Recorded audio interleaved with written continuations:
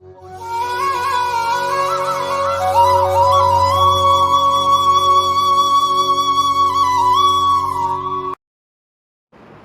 பக்தர்களுக்கு என் அன்பு வணக்கங்கள்.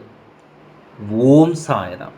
என் அன்பு குழந்தையே, என்ன குறிக்கோளாக வைத்து எவ்வளவு நாட்கள் காத்திருந்தாயோ, இந்த மாதத்திற்குள் அது நடக்கப் போகின்றது. எனக்கு இந்த செயல் நடக்க வேண்டும், அதில் இந்த மாதத்திற்குள் நீ நடக்க வேண்டும் என்று என்னிடம் கேட்டாய். என் குழந்தையே, கேட்டு நான் அதை தரப்போகிறேன். உனக்கு இது பரிசாகவும் இருக்கும். என்னிடம் கிடைக்கும் பரிசு உனக்கு நிரந்தரமாகவும் இருக்கும். யாராவது உன்னிடம் வந்து எப்படி இருக்கிறீர்கள் என்று கேட்டால் முகம் நிறைந்த புன்னகையுடன் மகிழ்ச்சியாக இருக்கிறேன் என்று சொல். ஏனென்றால் இந்த மாதத்திலிருந்து உனக்கு உன் முகம் இருக்கும் புன்னகையோ தான் இருக்கும். எல்லா நாட்களுக்கும் ஒரே மாதிரி இருப்பதில்லை.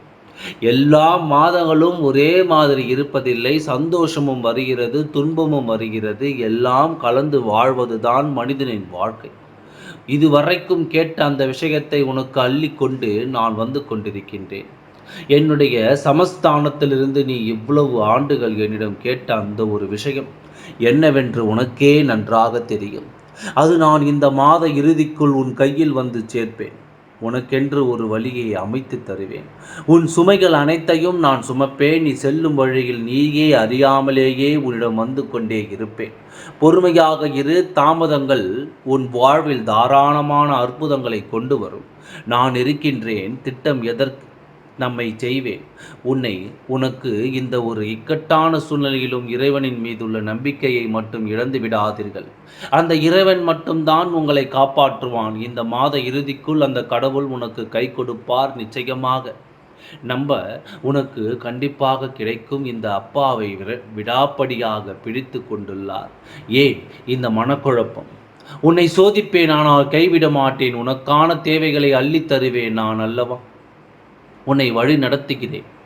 என் பக்தர்களுக்கு என்றும் எதிலும் எல்லா விதத்திலும் வெற்றியை உனக்கு இந்த கஷ்ட காலங்கள் முடிந்து நல்ல காலங்கள் பிறக்கும். இனி வெற்றி உன் வசம் அமையப் போகிறது. நிச்சயமாக உனக்கு எல்லாம் மாறும். தைரியமாக இரு. உன் கூடவே நான் இருக்கின்றேன். ஓம் சாய்ராம். நன்றி, வணக்கம்.